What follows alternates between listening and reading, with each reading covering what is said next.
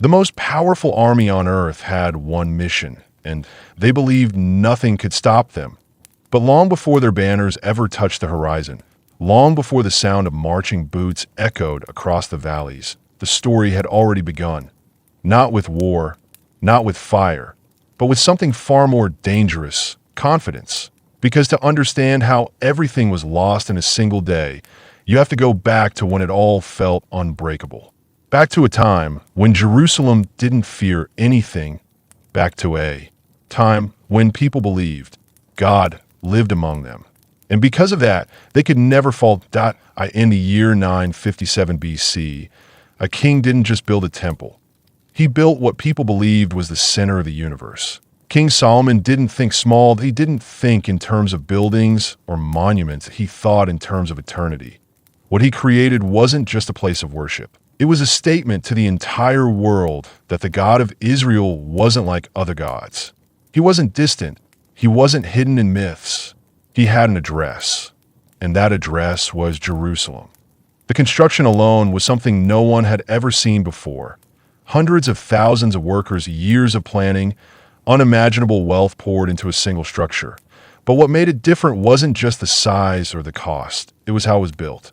Every stone, massive and perfectly cut, was shaped far away from the city, in hammer, in chisel, in sound of metal striking stone. When those stones arrived, they were placed silently into position, as if the building was assembling itself. Imagine standing there, watching an entire structure rise without hearing a single construction sound. IT didn't feel human, and IT felt sacred. And when it was finished, that's when people truly understood what Solomon had done. Because the outside was impressive, but the inside didn't look like anything on earth.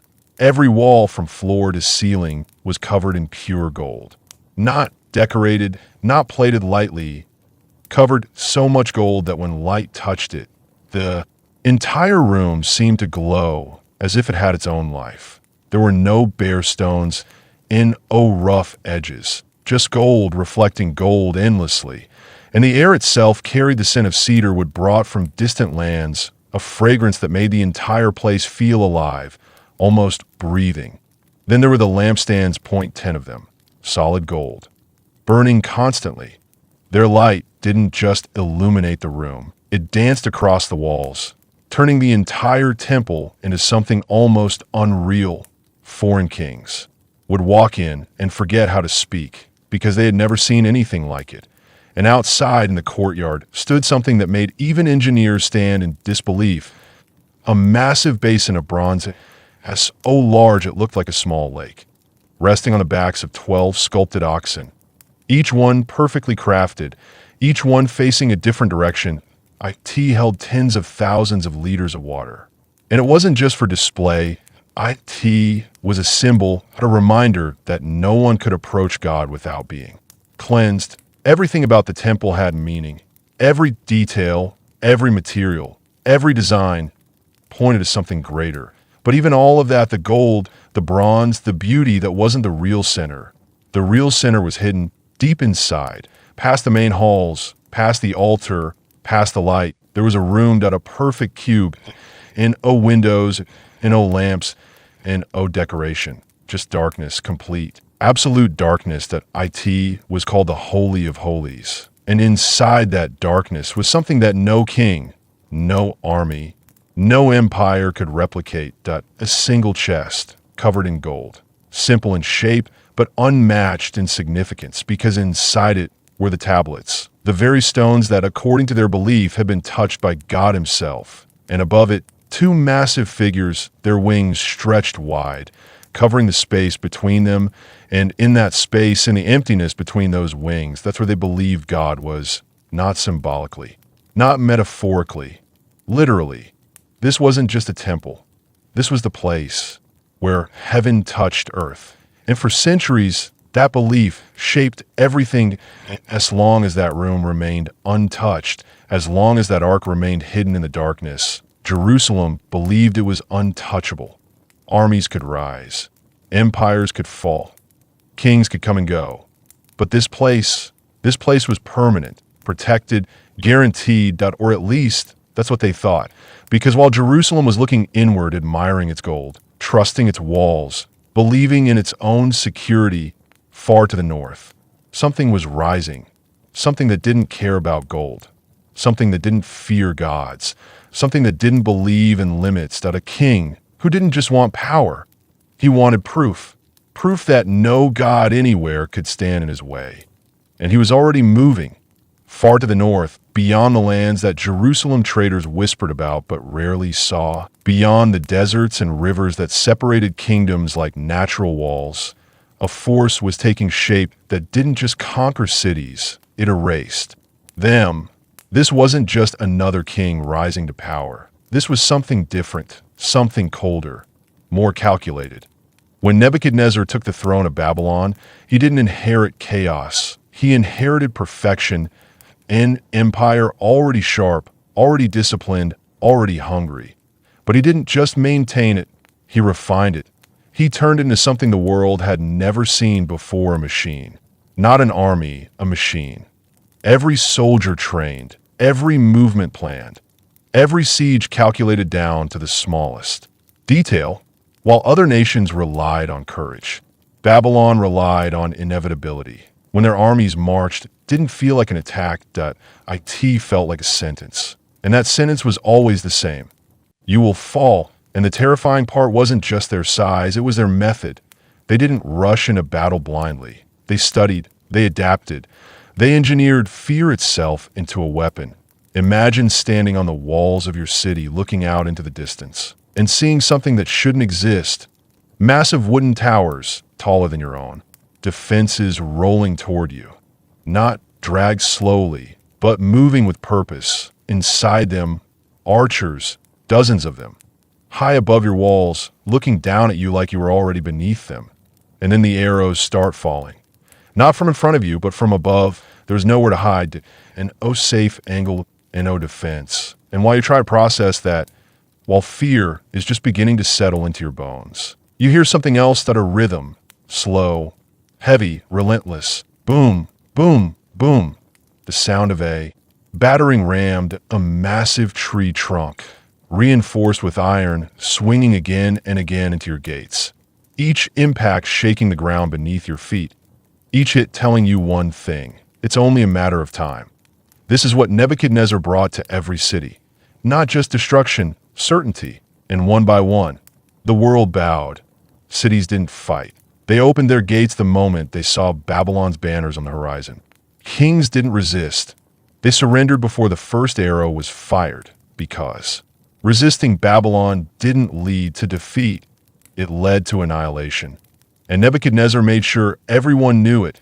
He crushed Assyria, the kingdom that once ruled the world, gone. That he humiliated Egypt, a civilization older than memory, brought to its knees. Trade routes, wealth, power.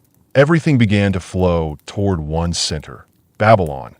And at the center of Babylon was a man who no longer saw himself as just a king, that he saw himself as something greater, something chosen, something inevitable. That he owed him the idea that any god could stand against him. Wasn't just wrong, that it was offensive. And that's when Jerusalem entered his mind, because Jerusalem wasn't just another city that was a claim, but a bold, almost arrogant claim that a people saying their God ruled everything. Not just their land, everything, and not from the sky, not from some distant place, but from a single room, a golden room, that on a hill, Nebuchadnezzar. This wasn't faith. This was a challenge, a direct challenge to his authority. Because if their God was real, then he wasn't supreme. And that he could not accept. But while this unstoppable force was rising in the north, Jerusalem was doing something far more dangerous than preparing for war. They were not forgetting their history, not forgetting their temple. They remembered those perfectly, but they forgot something far more important. Why it was built in the first place. Because over time, something subtle began to happen. Something that didn't look like rebellion, that didn't look like danger, in fact, it looked normal. They began to focus more on the building than the presence inside it. The temple became routine. The rituals became automatic. The sacrifices mechanical. They still showed up, they still prayed, they still honored the structure, but their hearts slowly quietly drifted, and around them something else began to grow. Altars. Not to their God.to others, small at first, almost unnoticed. Foreign influences, foreign beliefs, foreign gods that IT didn't feel like betrayal, that IT felt like adaptation, like expanding, like keeping up with the world around them. But what they didn't realize was that they were slowly replacing the very thing that made them different. And God saw it. Every compromise, every shift, every moment where the building was honored, but he was ignored. He did what he had always done. He warned them. Not once, not twice, again and again and again. Prophets walked through the streets of Jerusalem, not quietly, not gently, but desperately.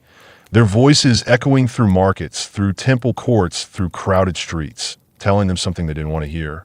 That everything they believed was secure was about to collapse. That the temple they trusted would not save them. That the walls they relied on would not protect them. That the army coming from the north was not just a political threat, it was judgment, and one voice stood out above the rest. Jeremiah. He didn't speak like a man delivering news, that he spoke like a man watching a disaster in slow motion, begging people to move, while they stood still. That he stood in the very temple they trusted, and told them something unthinkable, that if they didn't change, this place, this sacred, untouchable place would become a ruin.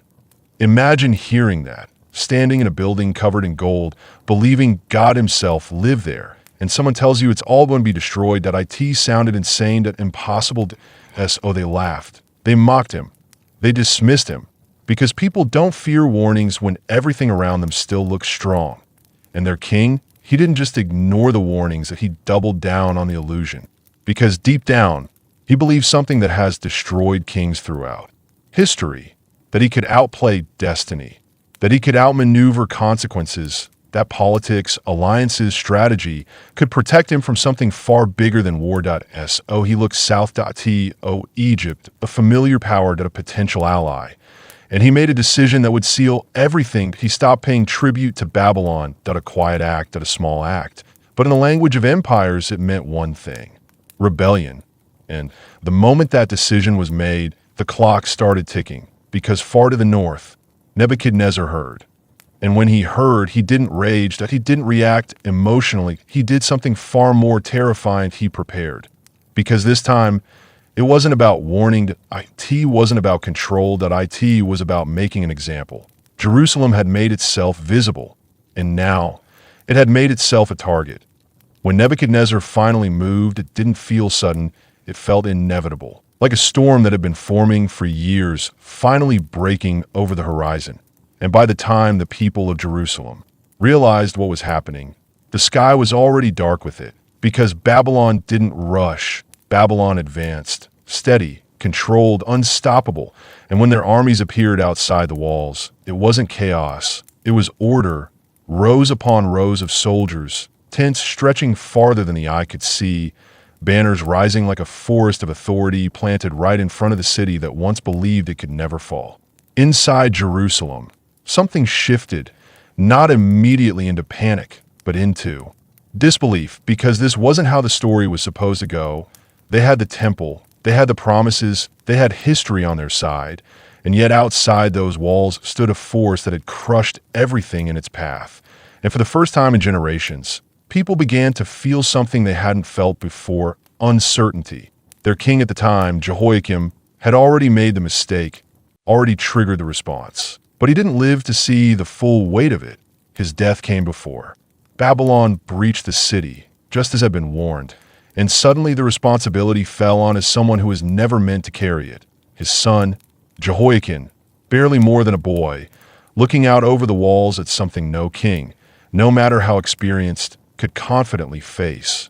And in that moment, the illusion of strength collapsed faster than the walls ever could, because when Jehoiakim saw the size of the Babylonian force, when he saw the siege engines being assembled, when he realized this wasn't a bluff, this wasn't a test, this was the beginning of the end, he made a decision that would define this entire phase of the story. He surrendered in a dramatic last stand. No heroic resistance, just a quiet, immediate surrender, because sometimes reality hits so hard that even pride steps aside, and for a moment, it seemed like maybe that decision would save them. Maybe this would be enough. Maybe Babylon would take what it wanted and leave the city standing. But Nebuchadnezzar didn't come all this way for a simple victory. He came to establish dominance, to make it clear that rebellion had consequences, and so he entered Jerusalem, not as a destroyer, but as a collector. He walked into the city that claimed to be protected by God, and nothing stopped him in, oh divine intervention, in, oh miraculous defense, just silence. And then he walked into the temple, the place no foreign king was supposed to touch, the place that represented everything sacred, and he began to take. Not everything, not yet, but enough to send a message that echoed louder than any destruction could. He stripped the temple of its heaviest treasures, the gold objects, the sacred items, the things that symbolized honor and worship, and he treated them not as holy, but as spoils. Imagine the shock, watching soldiers carry out objects that had been dedicated to God, watching them tossed into sacks like ordinary items, watching something that once represented the presence of the divine reduced to war, loot, and yet nothing happened. And oh fire from heaven, and oh sudden judgment. Just the sound of footsteps leaving the temple with pieces of its glory in their hands. That moment alone should have shattered the illusion, but instead, it created something even more dangerous, false hope. Because Nebuchadnezzar didn't destroy the city, he didn't burn the temple, he didn't wipe Jerusalem off the map. He left it standing, damaged, humiliated, but alive. And sometimes survival feels like victory, even when it's actually a warning. Before he left, Nebuchadnezzar made sure to weaken the city in a way that wouldn't be immediately visible, but would be impossible to recover from. He took 10,000 people with him back to Babylon. Not random people, not just prisoners, but the best of the city, the skilled workers, the craftsmen, the soldiers, the thinkers, the leaders, the future. He removed the very foundation that made Jerusalem strong and left behind what remained at it was a strategic silence that a pause today. Test. And then he placed a new king on the throne, Zedekiah, not as a ruler, but as a placeholder, a man whose power existed only because Babylon allowed it, a man who swore loyalty, who promised obedience, who stood as a symbol of control. For 8 years, everything held together, and no war, and no siege, and no fire. Life continued. The temple still stood. People still prayed. The city still functioned. And slowly, dangerously, people began to believe that the worst had passed, that maybe the warnings had been exaggerated, that maybe surrender had solved everything, that maybe, just maybe, they were safe again. But peace built on fear is fragile, and pride doesn't disappear. It waits like tea waits for the moment when things feel normal again, when danger feels distant, when consequences feel like something that belongs to the past. And during those 8 years, something began to grow again inside Jerusalem. Not strength, not unity, but the same mindset that had led them here in the first place. Voices began to rise, not the voices of prophets warning them to stay humble. Different voices, confident voices, reassuring voices, telling the king and the people exactly what they wanted to hear. That Babylon wasn't invincible, that their situation wasn't permanent, that they didn't have to live under someone else's rule, that they could rise again, that they could break free, and slowly those voices became louder than the warnings, because truth is often uncomfortable, but lies are easy to believe when they promise control. Zedekiah listened. Not all at once, not recklessly, but gradually. The idea took root. The thought that maybe he wasn't just a puppet, maybe he could be more. Maybe he could reclaim something that had been lost. And just like before, the same mistake began to form. The same belief that human decisions could override divine warnings, that alliances could replace obedience, that strategy could outmaneuver consequences. Once again, the king looked south. Egypt, the same place, the same hope, the same illusion. And just like before, he made the move, he broke the oath. But this time, it was worse, because this wasn't just political rebellion. This wasn't just defying a king. This oath had been sworn in the name of God, which meant breaking it didn't just insult Babylon. It made God look like a liar in the eyes of a pagan empire. And the moment that happened, Everything changed because Nebuchadnezzar had shown restraint once, he had given a warning, he had allowed the city to stand. But now, there was nothing left to prove, and no reason to hold back, and no patience left. Only one objective remained: erase it. And far to the north, once again, the machine began to move. When the Babylonian army returned, there was no announcement, no negotiation, no moment of hesitation. It just appeared again on the horizon like a nightmare that had been paused and now resumed. Only this time it felt heavier, more final, because everyone knew this wasn't a warning anymore. This was the end of the conversation. And when Zedekiah looked down from the walls and saw them, he didn't see an army he could outlast. He saw a force that had come to finish what it started. But Nebuchadnezzar didn't rush the attack. He didn't order an immediate assault on the gates. He didn't waste his soldiers trying to break through defenses that could hold for weeks or months. Instead, he chose something far more effective, far more cruel. He surrounded the city completely and turned Jerusalem into a prison in O1IN and O1OUT first. It didn't seem like destruction. It just felt like tension, like waiting, like holding your breath for something that hadn't happened yet. The markets were still there. The streets still had movement. The temple still stood. And people tried to convince themselves that maybe this siege would end like the last one. Maybe something would change. Maybe Egypt would arrive. Maybe Babylon would leave. But days turned into weeks, and weeks turned into months, and slowly, quietly, the real weapon began to do its work. That hunger, that IT didn't come all at once. It crept in, first as inconvenience, then as concern, then as fear. The stored grain started to run low. Rations became smaller. People began to notice the change, but still believed it was temporary, still believed something would break the siege before it became serious. But nothing came, and reinforcements, and miracle. Just the walls and the army outside them. Then the meat ran out. Animals that once filled the markets disappeared, either eaten or dead, and the city began to feel different, quieter, heavier. Conversations changed. People stopped talking about plans and started talking about survival. Water became scarce. The cisterns began to dry. Every drop mattered. Every decision became a calculation. And still, the siege continued. Months passed. Then a year. Then longer. Time stopped feeling normal. It stretched, warped by suffering, each day blending into the next with no change, no relief, no hope of escape.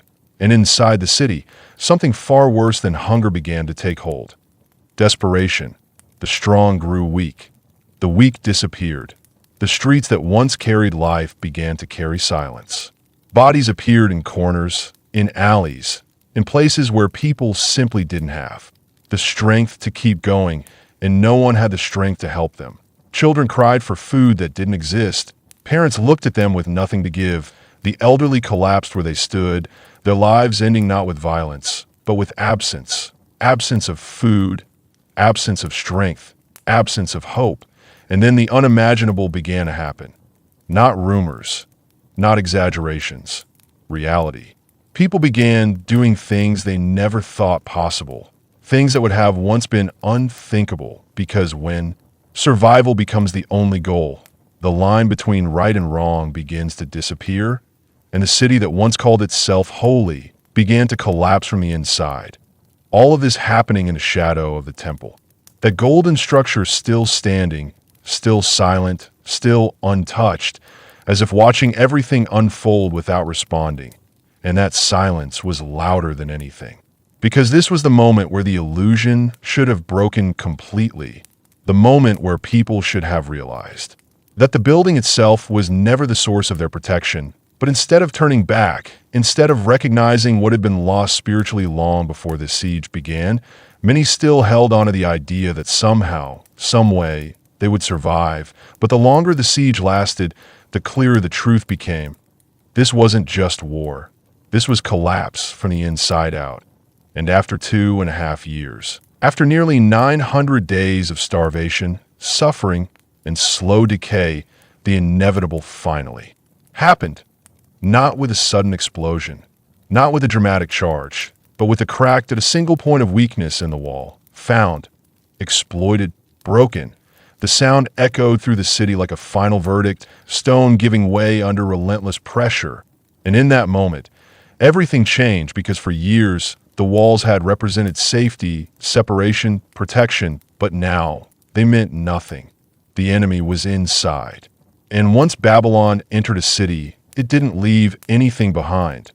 Zedekiah knew it was over. All the decisions, all the alliances, all the illusions of control gone in a single moment.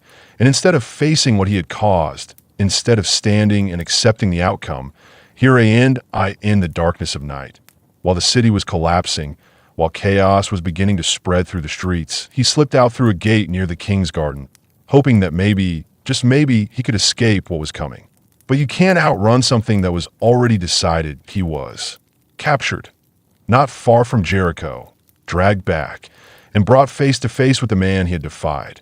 Nebuchadnezzar didn't rush this moment. He didn't act in anger. He made it deliberate. Because this wasn't just punishment. This was a message. Zedekiah was forced to watch as his sons were executed in front of him, one by one. The future of his line erased before his eyes. And just when the horror reached its peak, just when it seemed like nothing worse could follow, Nebuchadnezzar gave one final order: take his eyes. And in that moment, the last thing Zedekiah ever saw was the death of everything he had tried to protect, everything he had tried to control. Gone out, he was bound in chains and taken away, not as a king, not even as a man with dignity, but as a broken symbol of what happens when pride overrides truth. But even that moment of personal destruction wasn't the worst part of the story, because what was about to happen next was something far bigger than a king, far bigger. Then a city that it was about to happen to the place they believed could never fall, that a month after the walls were broken and the city had already begun to collapse into ruin. The final order came down, not to conquer, not to control, but to dismantle everything that was left, and the man chosen to carry it out wasn't just a soldier. He was an executioner, Nebuzaradan, the captain of the guard, a man whose job was not victory, but erasure. He walked into Jerusalem not as a conqueror stepping into glory, but as someone stepping into a grave, because that's what the city had become, silent in places where it should have been alive, broken in ways that couldn't be repaired. And at the center of it all, still standing for the moment, was the temple, that structure that had once defined everything, that place people believed could never be touched. Now it stood alone, unprotected, waiting. Nebuzaradan didn't hesitate. He didn't pause to take in its beauty, didn't show reverence for what it represented, because to him, this wasn't sacred ground, it was inventory, and he gave a command. And just like that, soldiers began to move into spaces that for centuries had been restricted to only a few, men who had to prepare themselves, purify themselves, approach carefully. Now, none of that mattered. Boots stepped on a holy ground without hesitation. Hands touched what had never been touched by outsiders, and the dismantling began. Great bronze pillars that stood at the entrance, symbols of strength, towering markers of identity, were the first to fall, crashing to the ground with a force that echoed through the empty courtyards, their weight no longer representing glory, but just material to be broken down and carried away. Then came the bronze sea, that massive basin that once reflected the sky and symbolized purification, something that had taken incredible skill to create, something that had stood as a quiet witness to generations of worship smashed into pieces, not because it had to be destroyed, but because it was easier to transport in fragments than as a whole. Everything became practical. Everything became reduced. Value wasn't in meaning anymore, that it was in weight, in how much it could contribute to Babylon's wealth. And then the soldiers moved inside, into the sanctuary, the place where the gold covered everything, where light once danced across walls that seemed almost alive. Now those same walls reflected something else, firelight, torches carried by men who didn't understand, didn't care, didn't see what this place had meant. They moved through it quickly, efficiently, taking everything that could be carried, the golden lampstands, the bowls, the censers, every object that had once been used in worship, thrown into sacks like ordinary items, stripped of their purpose, stripped of their identity. This wasn't just looting. This was reduction. taking something sacred and making it common.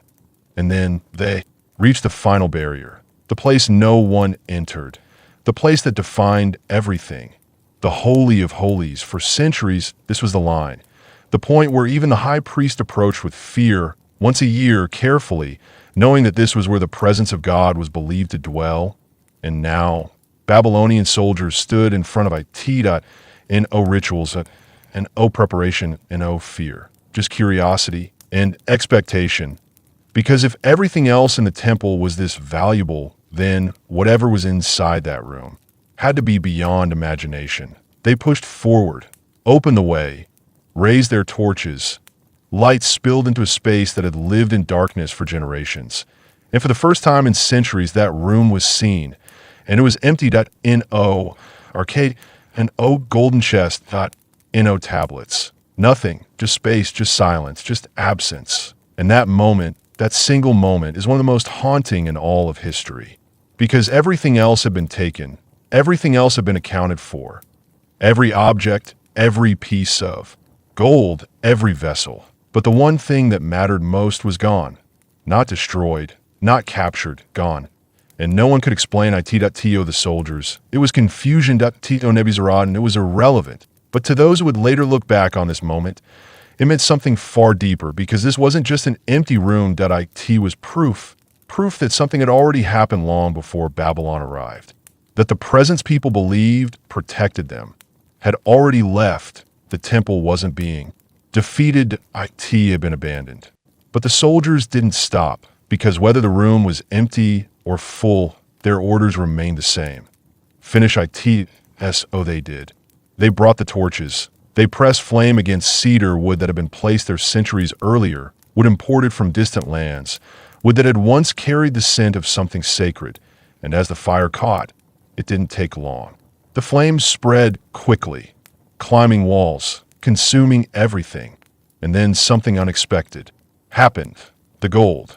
All that gold that covered the walls, that symbolized wealth, beauty, devotion, began to melt. The heat became so intense that it couldn't hold its shape anymore. It liquefied, running down into the cracks of the structure, disappearing into the very foundation, as if the temple itself was dissolving from the inside. The roof gave way. The structure collapsed inward, and smoke rose into the sky. Thick, dark, visible from miles away. Not just the destruction of a building, but the end of an era. And anyone watching would have asked the same question. Where was God? How could this happen? How could the place believed to be his dwelling be reduced to ash? But the answer wasn't in the fire. It wasn't in the destruction. It was in what had already happened before the first torch was ever lit. Because this wasn't a defeat. It was a conclusion. And what Nebuchadnezzar believed was his greatest victory was actually something he didn't understand at all. Because the treasures he carried away, the gold, the vessels, the sacred items, they weren't just trophies. They were part of a story that wasn't finished yet, a story that would follow him back to Babylon, a story that would sit quietly, waiting until the moment it would bring his entire empire to its knees. The fire consumed the temple, and the last pieces of Jerusalem collapsed into ash. It looked like the end of everything, like the final proof that Babylon had won and that the God of Israel had been defeated. Because from the outside, that's exactly what it looked like: a city destroyed, a temple burned, sacred objects carried away by a foreign king, and a people either dead, scattered, or dragged into exile. But what no one in that moment could see, what no soldier could understand and no king could measure, was that the most important event in this entire story had already happened before the flames ever touched the walls, because God had already left, not in defeat, not in retreat, but by choice. Long before Nebuchadnezzar's army surrounded the city, long before the siege began, there was a moment that almost no one saw except one man, a prophet named Ezekiel, far away from Jerusalem, already among the exiles. And what he saw wasn't destruction, it was departure. In a vision, he saw something that would have been impossible to imagine: the presence of God, the very glory that was believed to dwell between the cherubim above the ark, began to move. Not suddenly, not violently, but slowly, deliberately, as if marking the seriousness of what was happening. It lifted from its place, moved to the threshold of the temple, paused as if giving one last moment, one last chance, and then it continued, leaving the building, leaving the city, and finally resting on the mountain outside Jerusalem. That it was a quiet exit, and oh thundered, and oh fire, just absence. And that changes everything because it means Nebuchadnezzar didn't conquer God. He walked into a space that had already been emptied. He burned a structure that no longer held what made it sacred. He thought he was proving something, but in reality, he was acting out a role in a plan he didn't even know existed. And then, just like that, it was over. Jerusalem was gone, the temple was gone, and the survivors were taken to Babylon. The journey itself was long, exhausting, humiliating, a line of captives moving away from everything they had ever known, toward a city that represented everything they had been taught to resist. And when they arrived, what they saw didn't. Looked like a place that was about to fall. Babylon wasn't broken. IT wasn't struggling. IT was magnificent.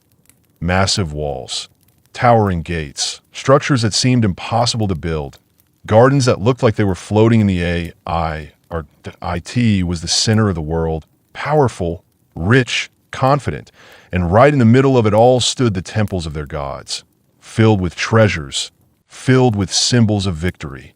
And now among those treasures were the objects taken from Jerusalem, the golden vessels, the sacred items, placed inside the temple of Marduk like trophies, proof in Babylon's eyes that their gods had triumphed. Every time someone walked past those objects, they didn't see loss, they saw victory.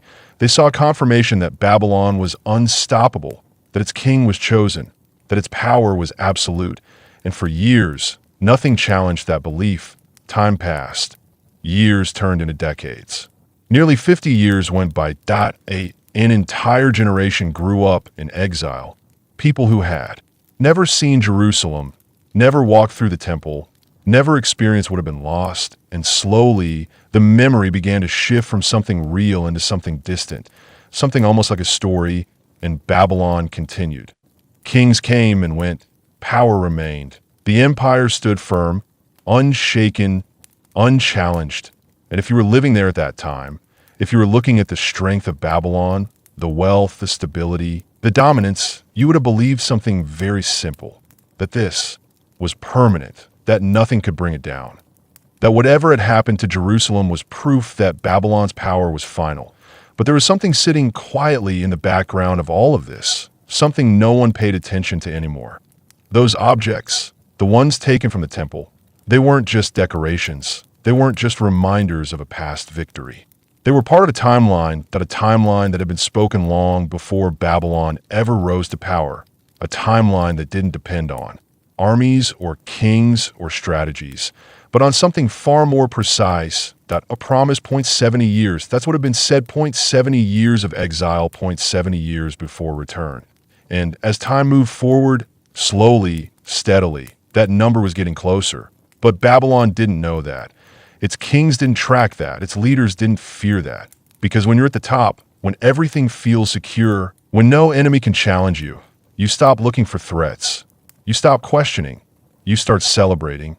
And that's exactly what happened. Because near the end of those years, when Babylon was still standing strong, when its power still looked unbreakable, a new king sat on the throne, Belshazzar, a man who inherited everything but understood very little about what he was holding. And one night, in the middle of all that confidence, all that power, all that illusion of permanence, he decided to throw a feast. Not a small one, not a quiet gathering, but a massive celebration. Thousands of people, wine flowing, music filling the halls, that a moment designed to show just how secure, how untouchable, how dominant Babylon really was. But for Belshazzar, that wasn't enough, because power, when it goes unchecked, always looks for something more, something louder, something bolder, something that proves beyond doubt that nothing is sacred. And in that moment, he made a decision that would take something that had been sitting quietly for decades and bring it back into the center of the story. A decision that would turn a celebration into a judgment. The night felt invincible.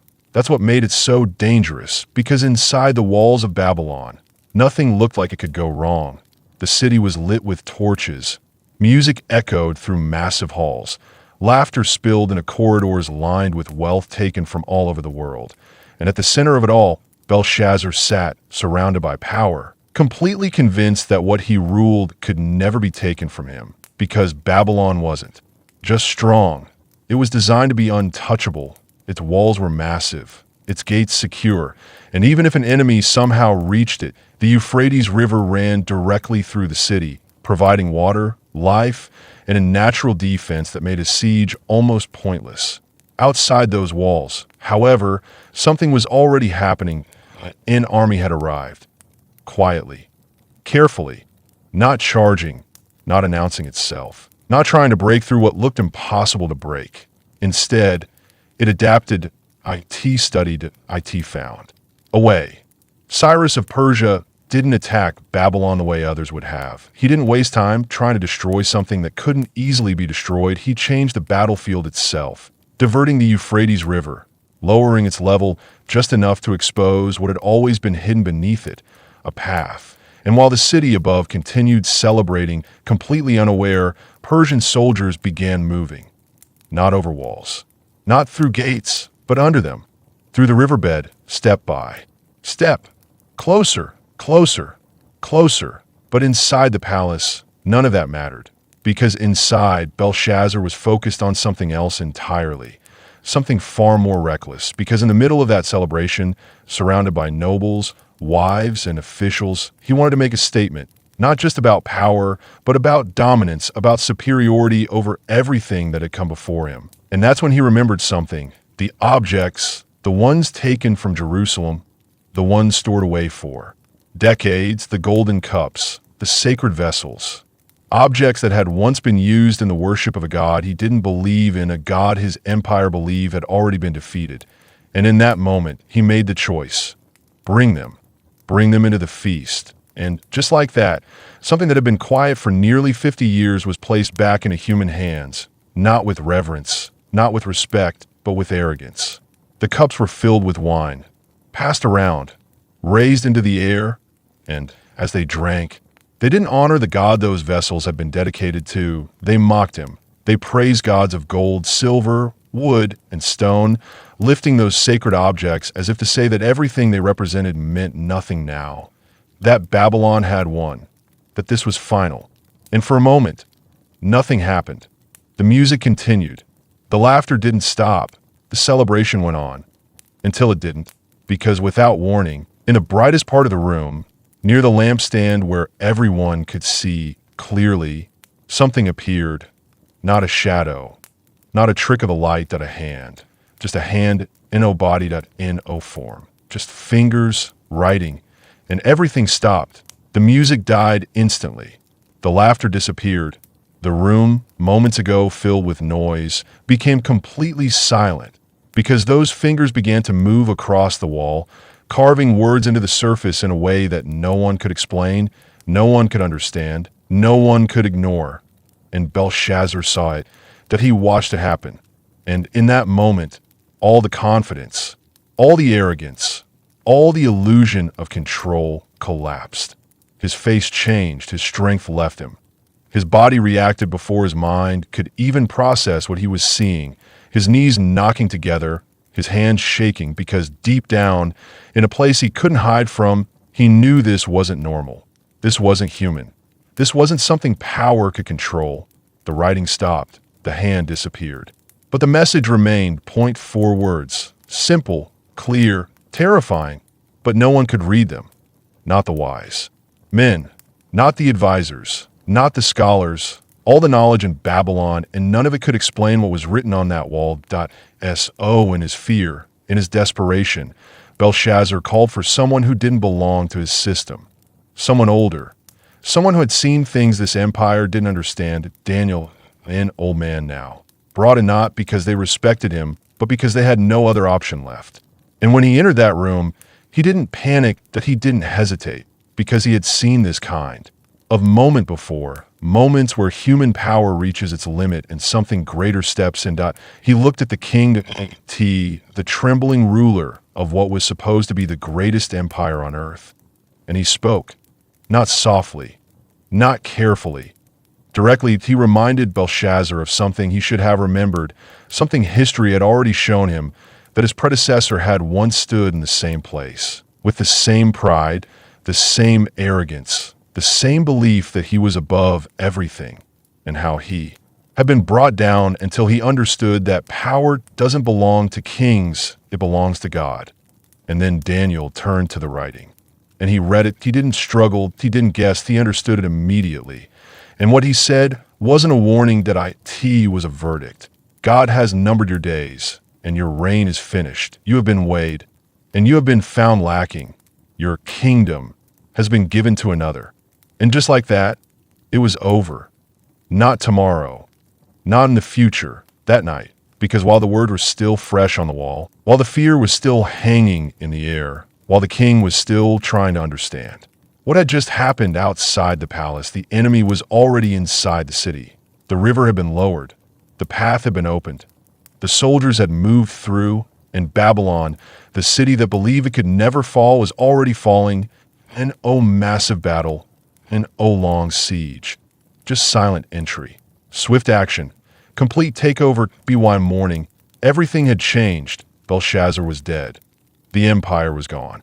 And the power that had once carried away the treasures of Jerusalem had collapsed in a single night. With Babylon fallen, the empire that had seemed untouchable now lay in ruin. Not because of siege engines, not because of armies, but because of something far greater, divine timing, the fulfillment of a plan written centuries before any of the kings were born, because God's patience does not measure time like humans do. It waits, it watches, and it acts precisely when everything is in place. Cyrus the Great, the Persian king, stepped onto the stage, a man who had never been part of this story until this moment. Yet somehow, he was part of a plan that had been unfolding for generations. The Babylonians had laughed at the exiles, at the stolen treasures, at the prophecy that had said they would return, and yet, now, Cyrus's strategy was simple, elegant, and unstoppable. He diverted the Euphrates, marched his army beneath the city walls, and entered Babylon without a battle. A city that had once laughed at the idea of defeat surrendered silently, as if it knew its time had come. But Cyrus's arrival wasn't just a military victory. It was a declaration of restoration. His first act, recorded in history, was almost incomprehensible in its boldness. He issued a decree to rebuild the temple in Jerusalem. Every vessel that had been looted, the golden cups, the bowls, the censers, everything carried off from the temple decades before was to be returned. These were the very same objects that Belshazzar had mocked, that had been paraded in drunken arrogance, and now they were being restored to their rightful place. The exiles, those who had survived hunger, despair, and captivity, were allowed to return to their homeland.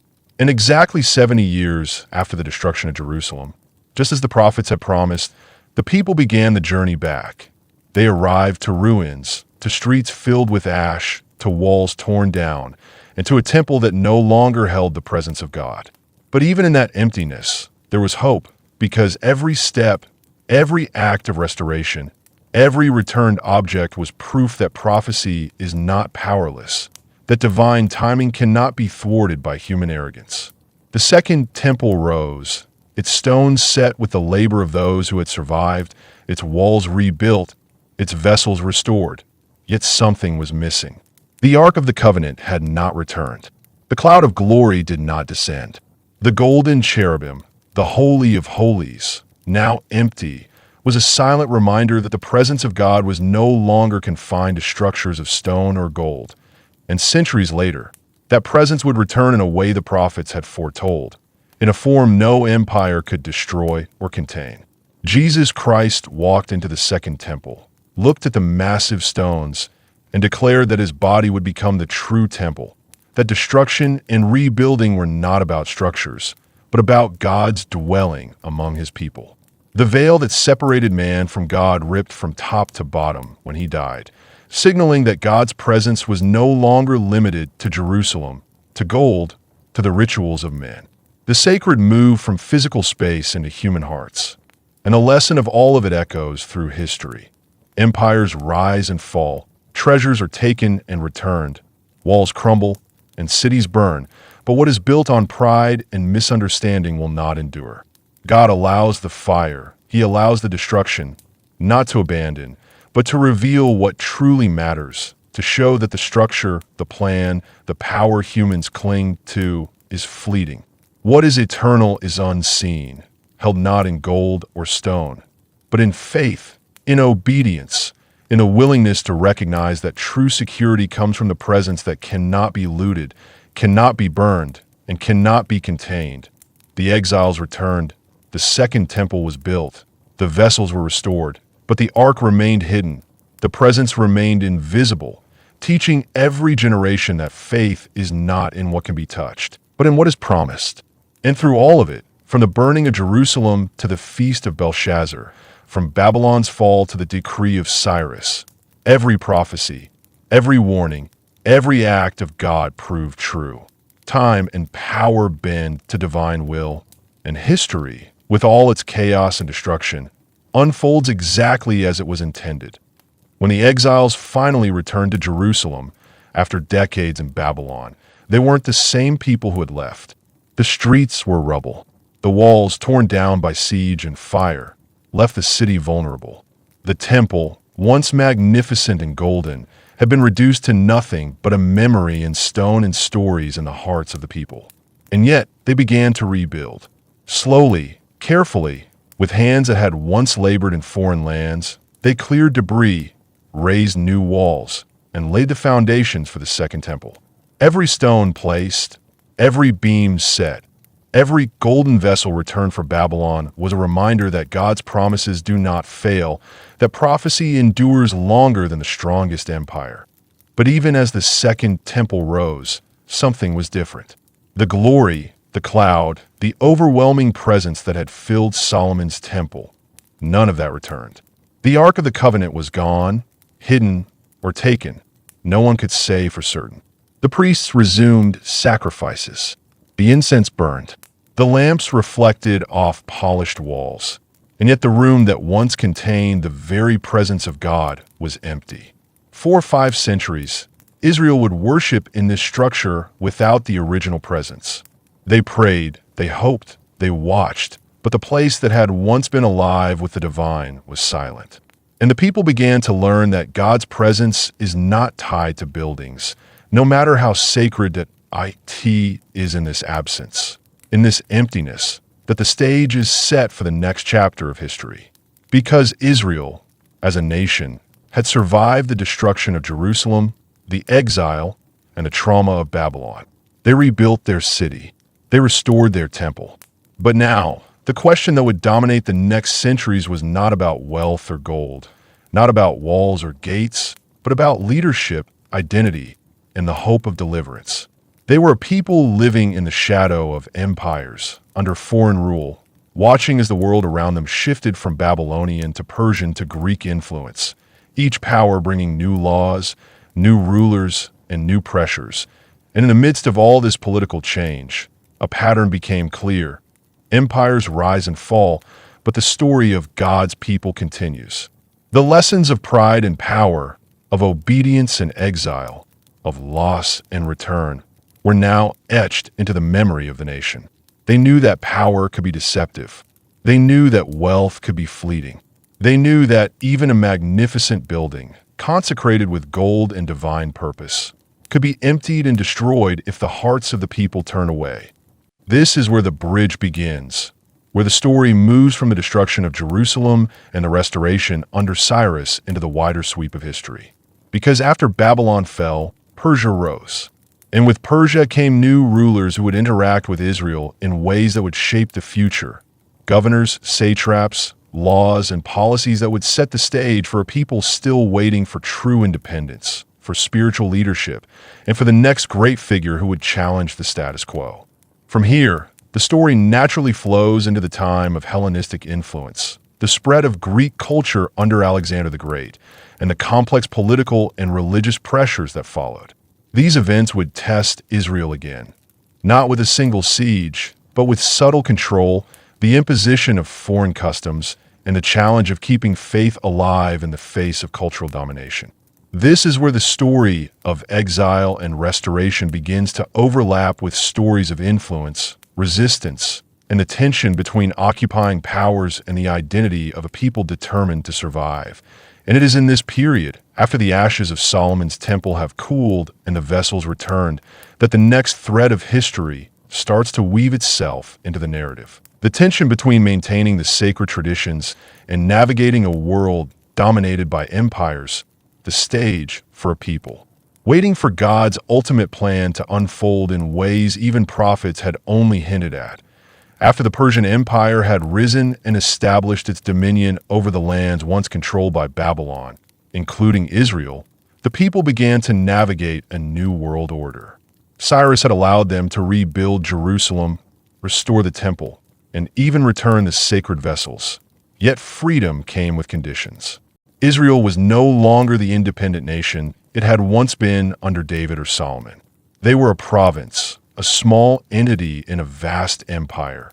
And while the Persian rulers were relatively tolerant, the reality of foreign oversight began to shape their lives in subtle but profound ways. Governors collected taxes, officials enforced laws, and every decree reminded the exiles that their autonomy was limited. The temple stood again, but the absence of God's visible presence in the Holy of Holies left a void that both frightened and inspired. It was a reminder that devotion alone could not grant political freedom or security. Generations passed, and with the rise of Alexander the Great, the world shifted once more. By 332 BC, Alexander had conquered Persia, and with him, Greek culture spread across the region. Cities were founded in the Greek style. Trade and philosophy flourished. Art and theater began to dominate daily life in ways that had never touched the Israelites before. For the Jewish people, this was both a time of opportunity and peril. On one hand, Hellenistic culture brought advancements in education, medicine, and governance. On the other, it threatened to erode the traditions that had been painstakingly preserved through exile, destruction, and restoration. The tension became visible in the daily lives of the people. Greek language replaced Aramaic in some cities. Greek customs, festivals, and athletic competitions were celebrated in the streets, often in ways that conflicted with Jewish law. The younger generation, growing up in this blended environment, sometimes found themselves drawn to the glories of the wider Hellenistic world. The philosophies of Plato and Aristotle, the spectacle of theater, the architecture, the wealth. Meanwhile, the older generation clung tightly to the Torah, to ritual purity, to the memory of the temple's destruction and the exile in Babylon. The memory of what had been lost gave them both fear and determination. They knew how quickly faith could be compromised when culture dominates the soul, how easily tradition can be replaced with convenience, and how the lessons of Babylon had to be remembered if they were to survive in this new world. This era, which historians call the Hellenistic period, was defined by a struggle that was not waged with armies and battering rams, but with influence and ideology. Kings ruled from afar. Satraps enforced policies. Greek rulers, like Ptolemy in Egypt and Seleucus in Syria, saw the Jewish population as useful but troublesome. They allowed temples to exist, sometimes funded them, yet expected loyalty to Hellenistic culture and governance. For the people of Israel, this created a dual reality: outward compliance with the powers that be, and inward devotion to laws, customs, and the unseen presence of God.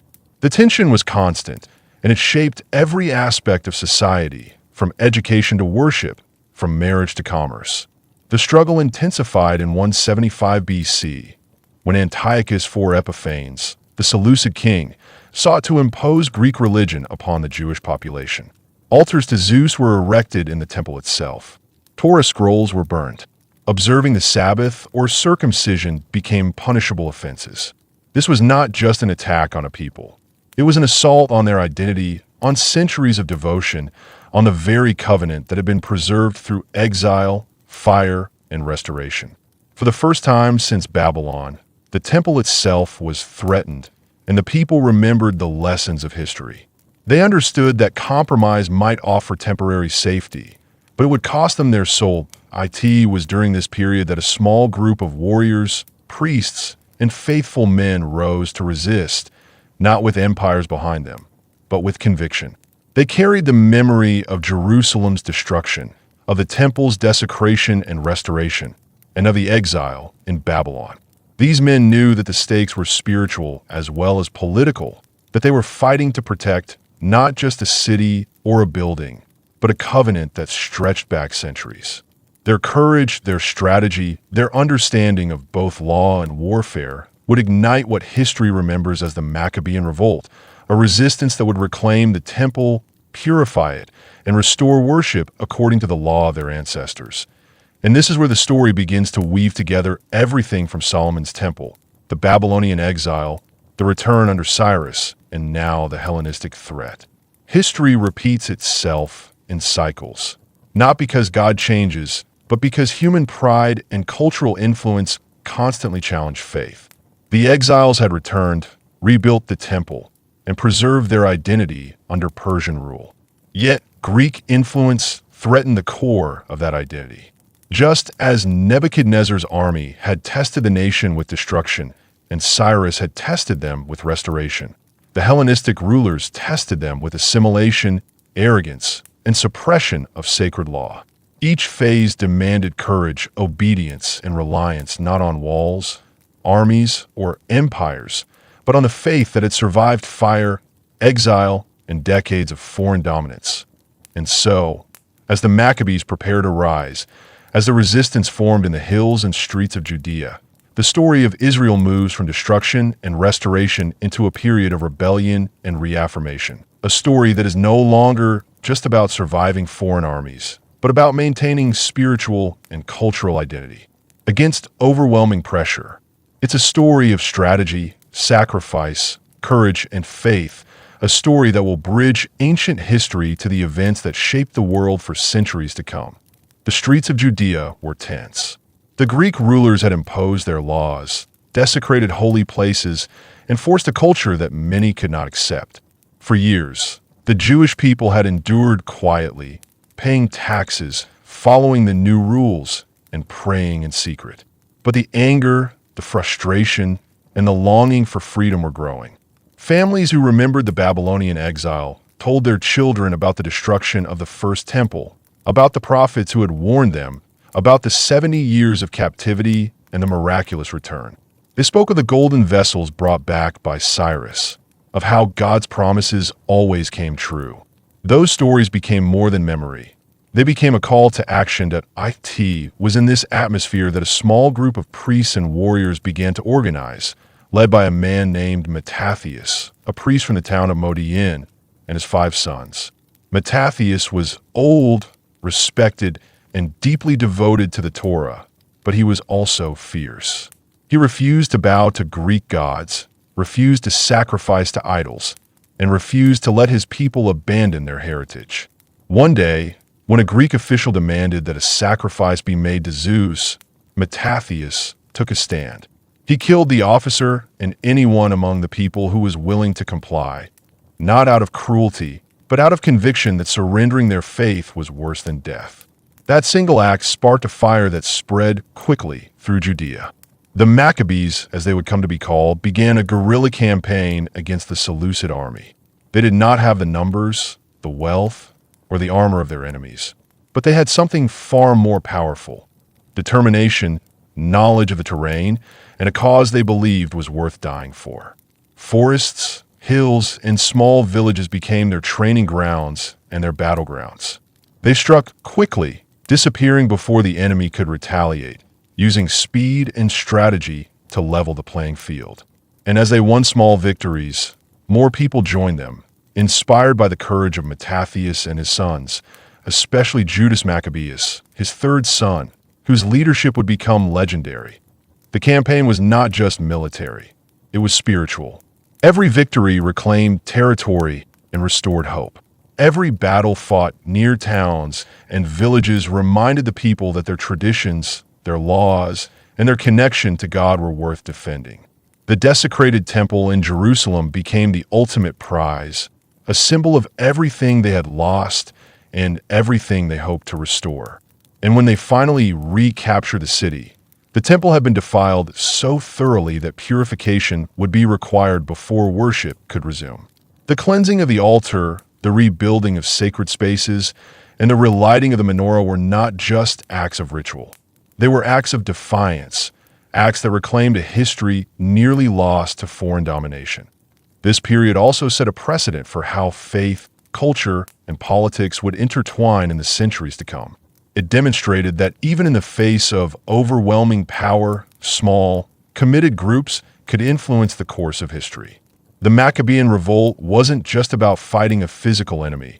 It was about preserving identity, culture, and belief against the tides of assimilation. It was about ensuring that the lessons of Babylon, of exile, and of temple destruction were never forgotten. And as they rebuilt, celebrated Hanukkah for the first time in this restored temple, and established a period of autonomy, the people of Israel learned again that God's promises endure, even when empires rise and fall around them. But history doesn't pause. Even as the Maccabees fought and restored the temple, the world outside Judea continued to shift. Hellenistic empires remained powerful, trade routes changed hands, and foreign influence continued to press against the borders of Israel. Each generation faced new pressures, some political, some cultural, some spiritual. The lessons of exile, destruction, and restoration were vital, yet constantly tested by new challenges. And it is in this tension between freedom and foreign pressure, faith and assimilation, survival and spiritual identity, that the next chapters of history unfold, setting the stage for the events that will lead directly to the Roman era and the stories that intersect with the life of Jesus Christ. From Babylon to Persia, from Hellenistic oppression to the Maccabean victory, a clear pattern emerges. God's plan moves through history, often unseen, often working through human decisions and empires, yet always precise. Nations rise, leaders fail, cities burn and rebuild. And through it all, the covenant, the faith, and the hope of the people endure. That endurance, that living memory of divine promises, is what allows Israel to navigate centuries of foreign domination while maintaining the core of their identity. It's a story of resilience, of courage, of faith tested over and over, and it prepares the stage for the greatest chapter of all, the coming of a figure who will redefine the temple, redefine God's presence, and redefine what it means to dwell among his people.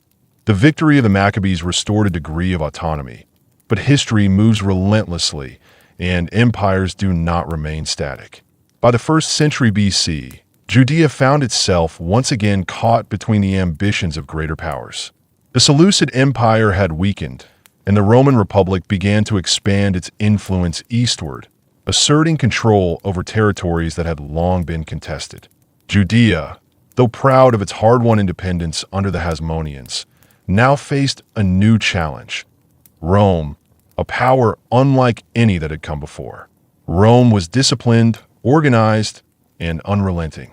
Where the Babylonians had relied on terror and Cyrus had relied on strategy, the Romans relied on logistics, infrastructure, and a bureaucratic system designed to maintain dominance over vast territories for decades, even centuries. During this period, the Hasmonean dynasty, descendants of the Maccabees, ruled Judea with an uneasy balance between political authority and spiritual responsibility. They were both kings and high priests, wielding both civil and religious power, a combination that had never existed before in Israel's history. But with power came internal tensions. There were factions, rivalries, and disputes about how closely to cooperate with foreign powers. Some advocated alignment with Rome to maintain peace and prosperity. Others argued for strict adherence to the Torah and rejection of any compromise.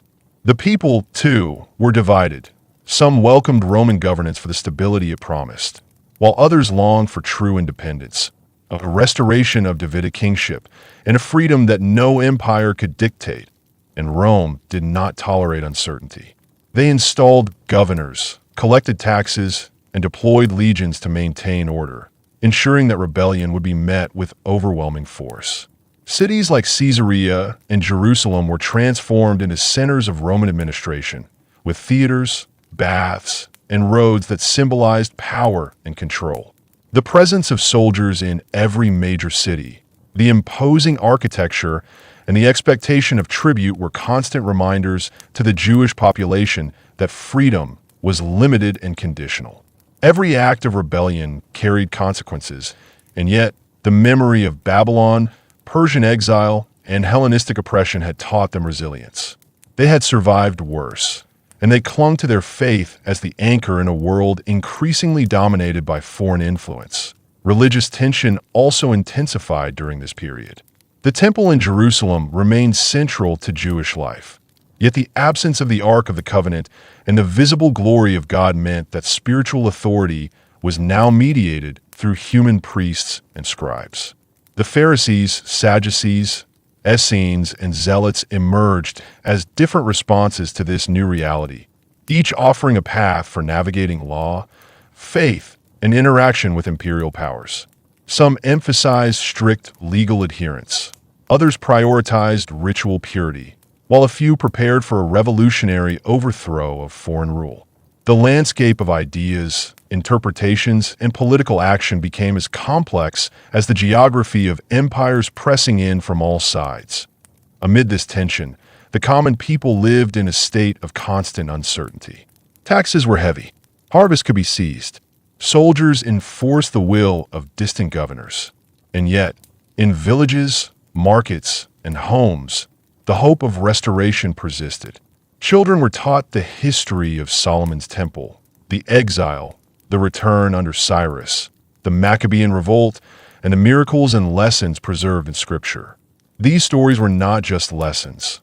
They were warnings, reminders of what happens when pride or compromise leads to destruction, and of the faithfulness of God when people endure, resist, and remain devoted. It is in this world of political pressure, religious division, and cultural conflict that the stage is prepared for the next figure who will shift the course of history entirely. The same God who orchestrated exile and restoration, who allowed empires to rise and fall, who preserved his people through destruction and return, now moves in subtle and precise ways. The hearts of the people, the unrest of the rulers, the conditions of oppression, all are part of a pattern that has been unfolding for centuries. Every lesson from Babylon, Persia, and Hellenistic rule culminates here. Preparation for the moment when divine presence will no longer be confined to the temple or mediated solely through priests, but will dwell directly among humanity. The Romans brought the power of an empire that seemed unstoppable, yet the spiritual and cultural undercurrents in Judea ensured that history could not be contained by walls, soldiers, or taxes. The same promise that had allowed the exiles to return from Babylon, that had protected the sacred vessels, that had guided the Maccabees to victory against overwhelming odds, now hinted at something even greater. The arrival of a presence that could not be contained by any empire, that would challenge every worldly authority, and that would redefine the temple and God's relationship with his people forever. By the 1st century, Judea was a land under the thumb of Rome, yet it was a land alive with expectation. The people were used to foreign dominion, Babylon, Persia, Hellenistic kingdoms, and now Rome was the newest in a long line of empires asserting control. Roman soldiers patrolled the streets, their armor gleaming in the sun, their standards raised high. Taxes were collected meticulously, often brutally, and governors like Pontius Pilate ensured that rebellion was met with immediate and deadly force. At the same time, the city of Jerusalem retained its religious and cultural significance, and the temple remained the heart of Jewish life. Every festival, every sacrifice, every prayer reminded the people that their identity had survived centuries of exile, destruction, and foreign domination. Yet the tension was palpable. Judea was a tinderbox of religious factions. The Pharisees emphasized strict adherence to the Torah and oral tradition. They interpreted the law as a guide for daily life and sought to influence the people through teaching and scholarship. The Sadducees, often wealthy and influential, controlled the temple and its rituals, balancing their interests with Roman oversight. The Zealots refused any compromise with Rome. believing that armed revolt was the only path to true freedom. The Essenes withdrew entirely, creating isolated communities to live strictly according to the law. Each group represented a different response to occupation, a different attempt to reconcile faith with the reality of living under a powerful empire. The common people, meanwhile, lived in a constant tension between hope and oppression. Markets bustled with trade, but Roman taxes drained wealth. Local leaders navigated delicate alliances with Rome, and villages were not immune to the influence of soldiers or foreign officials. Stories of past victories, like the Maccabean revolt, were passed from parent to child, inspiring courage and resistance, but also caution. The people understood that empires rise and fall, but the covenant and the promises of God endure. Every sermon in the synagogue, every ritual in the temple, every story told in the streets carried the weight of history. Babylon, Persia, Greece, and now Rome. All had tried to dominate. All had failed to extinguish the faith and identity of Israel. In this tense environment, the stage was prepared for something unprecedented. Unlike Babylon, Persia, or the Hellenistic kings, Rome was not just testing the nation politically. It was providing the backdrop for the arrival of a presence that would transcend kingdoms, walls, and human authority entirely. The people expected a Messiah, a deliverer, a king in the line of David who would overthrow oppressors and restore Israel. Prophecies of Isaiah, Micah, and Daniel filled their imaginations. Yet the reality would be far more profound than military victory or political independence. Every element of the world, the oppressive Roman governance, the religious factions, the longing of the people, and the memory of centuries of exile and restoration, was part of a careful preparation. This was not chaos. It was precision. The same God who had allowed Nebuchadnezzar to destroy the temple, Cyrus to restore it, the Maccabees to reclaim it, now worked through history to set the moment for a new covenant. The temple itself, the city of Jerusalem, the very political tension under Roman rule, all became part of the stage for a divine presence to dwell among humanity, not confined to gold, stone, or priests, but walking, speaking, and living among the people. And so, as the population of Judea awaited a Messiah who would restore independence, the world was unknowingly prepared for something even greater. A new kind of temple, a new kind of presence, a new relationship between God and man. The people's hearts, tested for centuries by exile, conquest, and occupation, were ready to witness a fulfillment that no human empire could contain or predict. The city, the factions, the Romans, the taxes, the temple, all were pieces of a puzzle that had been centuries in the making, all converging toward the arrival of a presence that would transform history forever. To be why the time of Jesus' birth, Judea was a land heavy with expectation and tension. Centuries of exile, conquest, restoration, and rebellion had shaped a people who were politically oppressed, culturally pressured, and spiritually vigilant. Rome ruled with an iron fist. Governors collected taxes, soldiers enforced law and order, and local kings like Herod the Great navigated alliances with the empire, often through brutality and manipulation. Yet beneath the surface, the people's hearts longed for deliverance, for a king who would restore Israel, not just its walls or temple, but its identity, its connection to God, and its hope of salvation. The temple still stood in Jerusalem, magnificent in appearance, but lacking the visible glory that had once filled Solomon's Holy of Holies. Priests oversaw sacrifices and rituals, scribes taught the law, and festivals continued to draw crowds from every corner of Judea. Yet something was missing.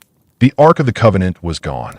The cloud of God's presence that had once filled the temple, lifting the hearts of the people, no longer hovered above the altar. Generations had worshipped faithfully, hoping for the return of God's presence, but they were now reminded daily that his dwelling was no longer confined to stone or gold. And it was in this very absence that God prepared to make his most profound move in human history. The people expected a Messiah, but their vision of him was limited. They imagined a warrior king, a liberator who would overthrow Rome, restore the line of David, and make Israel sovereign again. Prophets like Isaiah had foretold a ruler, yet the exact nature of his coming remained hidden. The land was full of tension, Roman soldiers patrolling the streets, taxes exacted with cruelty, and local rulers enforcing their authority. Religious leaders debated interpretation. Factions like Pharisees, Sadducees, Zealots, and Essenes argued over law, tradition, and resistance. Amid this, the majority of the population lived with an intimate awareness of their history. The destruction of Solomon's temple, exile to Babylon, the return under Cyrus, the Maccabean revolt, and the centuries of foreign influence that followed. Every family had a story of survival, loss, or perseverance, and every street and temple stone reminded them that God's promises endure beyond empires, beyond conquest, and beyond human expectation. Into this world, a child was born in Bethlehem, quietly, without fanfare, yet with significance far beyond anything the people could imagine. This was not a king armed with weapons or a general leading armies. He was the presence of God incarnate, entering the world prepared by centuries of history, struggle, and prophecy. He would not rebuild a temple with gold or stone, for he himself would become the temple, the dwelling place of God among humanity. The people of Judea, shaped by centuries of testing and exile, were about to witness a divine presence that could not be confined, manipulated, or destroyed by empires. The child born in a stable was the fulfillment of a history that began with Solomon's temple, passed through Babylonian exile, Maccabean revolt, and Roman occupation, and now reached a point no one could anticipate: God himself entering his people in human form. Every law, every exile, every restoration had prepared hearts and history for this moment. The golden vessels brought back from Babylon, the purified temple after the Maccabees, the resilience of the people under Roman pressure, all of it was a prelude to a new covenant, a new temple, and a new presence. God was no longer in a box of acacia wood overlaid with gold. He would walk among his people, teaching, healing, confronting injustice, and revealing the way to true life. And this presence would not be temporary, bound by walls or rituals, but eternal, dwelling in those who believe, just as he had promised centuries before. This is the story that bridges all of history, from the grandeur and destruction of Solomon's temple, to exile, to restoration under Cyrus, to Maccabean courage, to the oppression of Rome, and now to the moment when God moves directly into his creation, not as a distant presence, but as one who lives, walks, and speaks among his people, changing everything they thought they understood about God, worship, and salvation. As Jesus grew, he did not inherit wealth, a throne, or political power. He grew up in Nazareth, a small town, in a land still under Roman control. Yet his life was the culmination of everything that had come before. The temple's glory and destruction, exile, return, revolt, and the long struggle to preserve faith and identity. From a moment of his birth, it was clear that he was unlike anyone else. Prophecies spoke of his coming. Isaiah had described a servant who would bring light to the nations. Micah had pointed to Bethlehem as his birthplace, and generations of faithful Jews had waited, praying, yearning for God to restore his presence in ways no empire or temple could contain. When his ministry began, Jesus moved with authority and purpose. He didn't rely on armies, politics, or wealth. He relied on truth, on the power of God, and on the hearts of people. Crowds followed him, not because he offered political liberation, but because he offered something far greater: life, forgiveness, and a presence that filled the void left by the centuries of exile and destruction.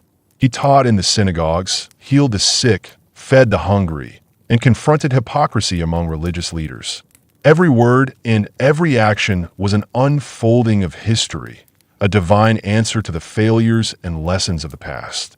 The temple in Jerusalem, the center of Jewish life, became the stage for his message.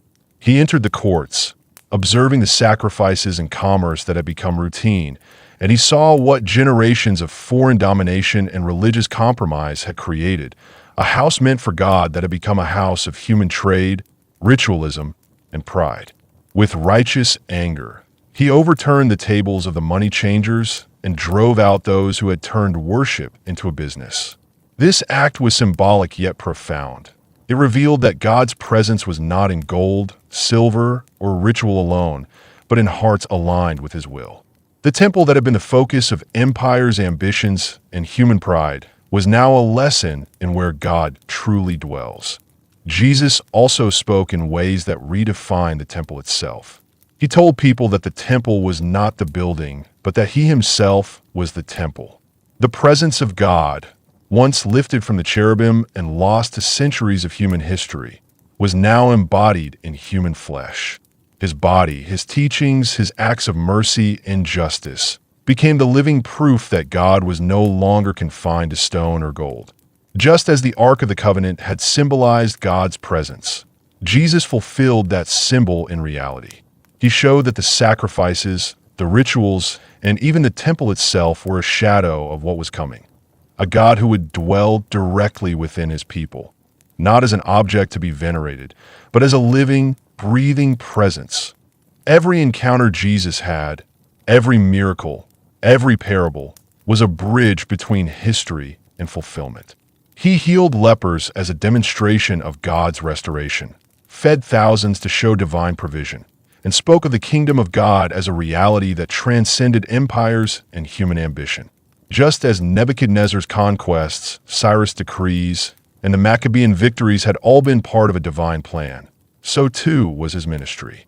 It was the climax of centuries of preparation, a presence that empires could not destroy, rituals could not contain, and human pride could not manipulate. And just as the Babylonians had once smashed pillars, gold, and bronze, and the Hellenistic rulers had tried to assimilate a people devoted to God, now Jesus would confront the ultimate test, human rebellion and sin. He would be rejected, tried, and executed. Yet through his death and resurrection, he would establish a new temple not made with hands, a dwelling that could never be destroyed, a presence that could live inside anyone who believed. The temple, the gold, the cherubim, the sacrifices, all were shadows pointing to this moment, when God moved from being absent to symbolically present to fully present in human flesh. This is the bridge from ancient history to eternal reality. The destruction of Solomon's temple, the exile and return, the Maccabean revolt, and the oppression under Rome were all threads woven into the preparation for a presence that cannot be confined by stone, empire, or ritual. Jesus' life, ministry, and resurrection redefined what it means for God to dwell among his people. The promises of old, the sacred vessels, the temple, and even the Ark of the Covenant, all pointed to this truth. God's ultimate address is no longer a building, but the hearts of those who receive him as Jesus' ministry reached its climax. The forces of empire, religion, and human pride converged. The same patterns that had played out for centuries, prideful rulers, religious compromise, and the temptation to worship power over God, were about to intersect in a single, decisive moment. The temple that had been rebuilt after exile, purified after the Maccabean revolt, and carefully managed under Roman oversight now became the stage for the final demonstration. That God's presence is not confined to walls, gold, or ritual, but moves into the hearts of his people. The religious leaders, threatened by his authority and the crowds who followed him, conspired with Roman officials to arrest and execute him. Pilate, the governor, represented the same worldly power that had crushed rebellions for centuries. The soldiers, the accusers, the crowds, they all played their part in a story written long before by history itself and orchestrated by God. Jesus was arrested, tried, and led to the place called Golgotha outside the walls of Jerusalem. There, on a Roman cross, he bore the weight of human sin, rejection, and pride, a sacrifice that no empire, no ritual, and no temple could ever achieve until the moment of his death. Something unprecedented occurred. The veil of the temple, the thick curtain that had separated the Holy of Holies, the place where God's presence had once dwelt, from the rest of the temple, tore in two from top to bottom. This veil, the ultimate barrier between humanity and God for centuries, was destroyed. The message was clear. The centuries-long preparation, the building of Solomon's temple, the exile, the return, the purifications, the Maccabean victories, the Roman oppression, had all led to this moment. The presence of God could no longer be confined to a building. The ark, the cherubim, the golden vessels, symbols that once contained his glory, were now fulfilled in a living reality. Jesus himself became the new temple, the dwelling place of God among his people, accessible to all who believe, unshakable by empires, and eternal in nature. This was not merely symbolic. It was transformative.